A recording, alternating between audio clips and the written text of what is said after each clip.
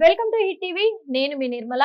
మరి మార్చి నెల 1వ తేదీ నుంచి రాశి ఫలాలు ఎలా ఉండబోతున్నాయి, వాళ్లకు కలిగే దోషాలు ఏంటి, ఆ దోషాలకు నివారణ ఎలా ఉండబోతుంది అన్ని క్లియర్ గా మనకు వివరించడానికి మన ముందున్నారు నాగసిద్ధి నాగశాస్త్ర ప్రముఖులు శ్రీ వెంకటేశ్వర శర్మ గారు. నమస్తే గురుగారు.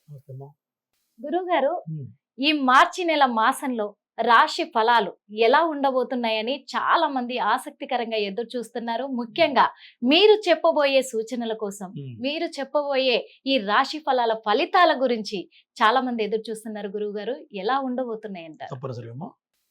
ధ్యానం వందే శంభుమాపతిం సురగురుం వందే జగత్కారణం వందే పన్నగభూషణం మృగధరం వందే పశూనాం పతిం వందే సూర్యజయాంగమన్యనయనం వందే ముకుంద ప్రియం వందే భక్తజనాశ్రయం చ వరదం వందే శివం శంకరం. ఈ మార్చి నెలలో మార్చి 1వ తారీఖు నుంచి నెలాఖరి వరకు మరి ద్వాదశ రాశుల వాళ్ళకి మేషరాశి నుంచి మీనరాశి వరకు ఏ విధంగా ఉందో ఇప్పుడు చూద్దాం. గురువు గారు, తదుపరి రాశి కుంభరాశి. ఈ కుంభరాశి వాళ్ళకి ఎలా ఉండబోతుందంటారు? ప్రధానంగా కుంభరాశి వాళ్ళకి ఏ గ్రహాలు బాగాలేదంటే శని, శుక్రుడు, రాహుకేతువులు, బుధుడు ఈ మాసంలో చాలా వ్యతిరేకంగా ఉన్నాయి. మరి ఏలినాడు శని అంత్యభాగంలో ఉంది, అంటే చివరి దశలో ఏలినాడు శని ఉంది. కుంభరాశి వాళ్ళు ఇప్పటికే కొంత ఇబ్బందులు అనుభవించి ఉంటారు, ఉద్యోగపరమైన చికాకులు అనుభవించి ఉంటారు, మరి మానసికంగా కొంత వేదన అనుభవించి ఉంటారు. మరి కొన్ని కుటుంబాల్లో అయితే భార్యాభర్తల మధ్య విభేదాలు వచ్చి చెరొక దిక్కు అయిపోయి ఉంటారు. మరి ఈ సమయంలో కొంతమంది అడుగుతుంటారు, గురువుగారు మళ్ళీ మేము కలుస్తామా అని. కలుస్తామా లేదా అనేది జన్మజాతకం చూస్తే చెప్తాం తప్ప ఏదో వాళ్ళు ఎక్కడో కూర్చొని ఫోన్లు చేసి అడుగుతుంటారు, కొంతమంది మెసేజ్లు పెడుతూ ఉంటారు. ఒక్కొక్కళ్ళు మా డేట్ ఆఫ్ బర్త్ మెసేజ్ పెట్టి జాతకం చెప్పమంటారు. ఎప్పుడైనా అలా చెప్పలేరు కదా, అది కరెక్ట్ కాదు. జాతకం తెలుసుకోవాలంటే ఎప్పుడైనా సరే మా ప్రతిదానికి కొన్ని ఆచార వ్యవహారాలు, కొన్ని పద్ధతులు ఉంటాయి. జాతకం అనేది ప్రశ్న వేయాలంటే ఖచ్చితంగా నువ్వు ఎదురుగా ఉండాలి, కనీసం ఫోన్ చేయాలి, అవకాశం ఉన్నందుకు డైరెక్ట్ రావాలి, నీకు నమ్మకం ఉంటే.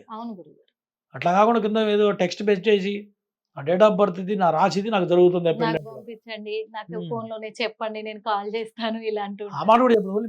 మెసేజ్ పెట్టి డ్రాప్ చేసి ఏమవుతుంది అంటాడు. అంటే జనాలు అంత ఖాళీ ఎవరుంటారు కదమ్మా. అవునా? ఖాళీ అంటే వాళ్ళ భవిష్యత్తుకు సంబంధించింది, ఖచ్చితంగా ఖాళీ టైం చూసుకొని రావాలి.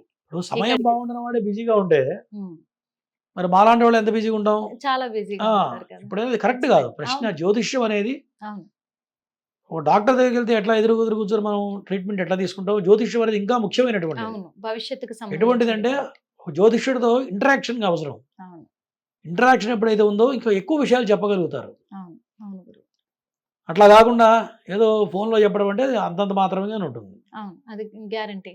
కాబట్టి ఇంకా వీళ్ళకి కుంభరాశి వాళ్ళకి ఇంకా 200 సంవత్సరాలు వ్యతిరేకంగా ఉంది. 2.5 కాదు, 2.5 years వ్యతిరేకంగా ఉంది. కాబట్టి 2.5 సంవత్సరాలు ఆచితూచి అడుగులు వేయాలి. ఏది ఏమైనా ఏదైనా ఉన్నంతలో సర్దుకొని ముందుకు వెళ్ళాలి. అంటే కొత్త వ్యాపారాలు చేయకుండా తిండి బట్ట గడిస్తే చాలు, చిన్న ఉద్యోగం అయినా పర్వాలేదు అనుకోవాలి తప్ప ఎటువంటి ప్రయత్నాలు చేయకూడదు. మరి వీళ్ళ మనస్తత్వం ఎట్లా ఉంటుంది, ఓపెన్గా ఉంటారు, కుండ బద్దలు కొట్టినట్టు ఉంటుంది, కట్టా కొట్టా తెచ్చా, 3 మాటలు ఉంటాయి. ప్రధానంగా ఇటువంటి మనస్తత్వం మార్చుకోవాలి. ఇవాళ రేపు సమాజంలో ఓపెన్ మైండెడ్గా ఉంటే వాడికి తిండి కూడా దొరకదు.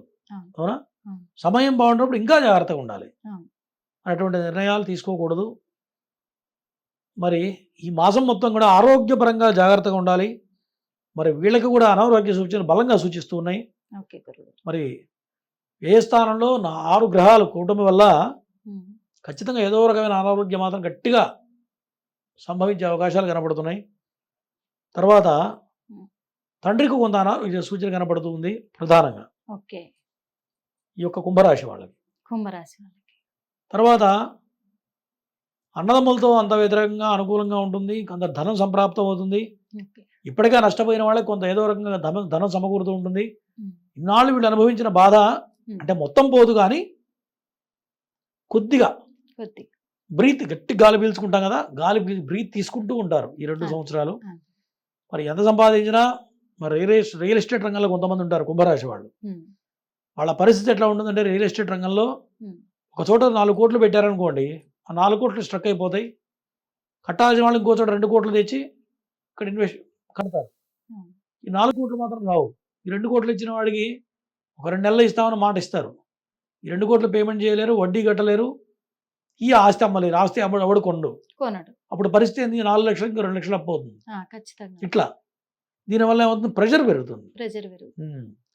కాబట్టి ఖచ్చితంగా కుంభరాశి వాళ్ళకి శనికి సంబంధించినటువంటి హోమాలు, ఉమ్, జప హోమాలు అనేది ప్రధానంగా తప్పనిసరిగా అవసరం. తప్పనిసరి. చేయడం వల్ల కలిగే ఉపయోగం ఏంటి గురువు గారు? చేయకపోతే ఏమవుతుంది అని అడగాలి మీరు. అవును. చేస్తే ఉమ్, వాళ్ళకి రావాల్సిన దాంట్లో 4 కోట్లలో 1 కోటి వస్తుంది. ఓకే.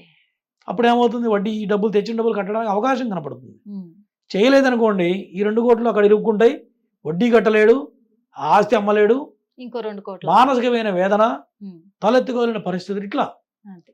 ఇట్లా గోచరిస్తూ ఉన్నాయి కుంభరాశి వాళ్ళకి. ఉమ్, అంటే ఎవరిని చెప్పి భయపెట్టం కాదు, ఖచ్చితంగా జరిగేటువంటి విషయాలు ఇవన్నీ. కాబట్టి ఇటువంటి విషయంలో జాగ్రత్తగా జన్మజాతకం చూపించుకొని ఉమ్, జాతకంలో ఏమేమి దోషాలు ఉన్నాయి వాటికి పరిహారం చేసుకుంటూ, ప్రధానంగా శనికి సంబంధించిన పరిహారం చేసుకుంటే ఈ యొక్క దోషాలు తొలుగుతాయి. ఎప్పుడైనా ఈ యొక్క గ్రహాలకు చేయడం వల్ల ఏం జరుగుతుంది అంటే దాని ప్రభావం తగ్గుతుంది.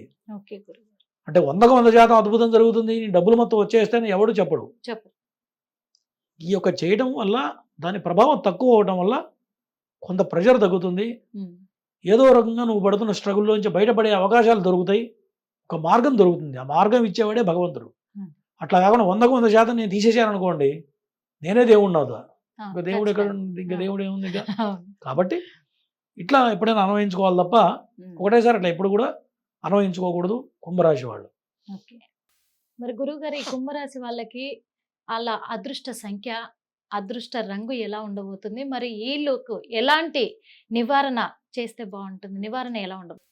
అదృష్ట రంగు ఏంటయ్యా అంటే కుంభరాశి వాళ్ళకి రక్తవర్ణం అనుకూలమైనటువంటి రంగు. ఎరుపు.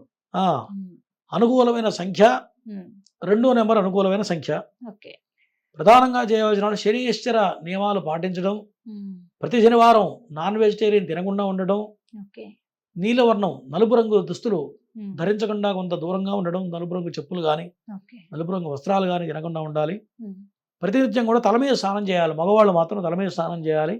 ఆడవాళ్ళు కనుక ఈ యొక్క కుంభరాశిలో ఉన్నట్లయితే శనివారం మాత్రం తప్పనిసరిగా తల స్నానం చేయాలి. తలస్నానం శుక్రవారం చేయకపోయినా శనివారం చేస్తే దోషాలు తొలుగుతాయి. ఉమ్, ఈశ్వరార్చన ప్రధానంగా చేయాలి. ఈశ్వరార్చన చేయడం ప్రధానమైనది. జాతకంలో ఉన్న దోషాలు పరిహారం చేసుకుంటే కొంత మార్గం అనేది దొరుకుతుంది కుంభరాశి వాళ్ళకి. ఓకే. ధన్యవాదాలు గురువు నమస్తే గారు. అమ్మా. ధన్యవాదాలు.